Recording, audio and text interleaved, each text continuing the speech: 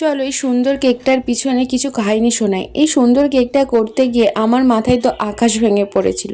কেকটা যখন প্রায় রেডি তখন আমি কেকটা স্ট্যাকিং করতে গেলাম। অনেক সময় হয়েই যায় যে একটুখানি আমরা মনোযোগ যদি এখান থেকে সরাই তো অনেক বড় বিপদ হতে পারে। আজকে আমার সাথে ঠিক সেটাই হলো, তাও ডেলিভারির মাত্র কিছুক্ষণ আগে। যাই হোক, সব সময় এরকম কঠিন মুহূর্ত আসতেই পারে, তা বলে সেটাকে তো ওভারকাম আমাদের হোম বেকারদেরই করতে হবে। আবার আমি কেকটাকে সুন্দরভাবে করলাম। এরপর শুরু হলো নতুন এক বিপত্তি।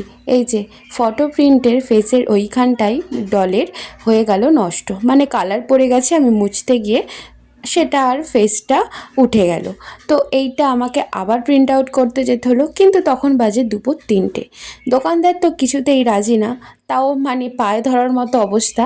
শেষমেশ প্রিন্ট আউটটা দেওয়ার পর এই হলো আমার সুন্দর কেকটা। কেকটা ছিল সুদূর হাতিবাগান থেকে, কিন্তু এরপরে রিভিউটা পেয়ে মনটা এতই খুশি হয়ে গেছিল যেন মনে হলো কিছুই হয়নি। আর এক নিমিষে এত খারাপ লাগা যেন আনন্দেই বদলে গেল। Thank you everyone.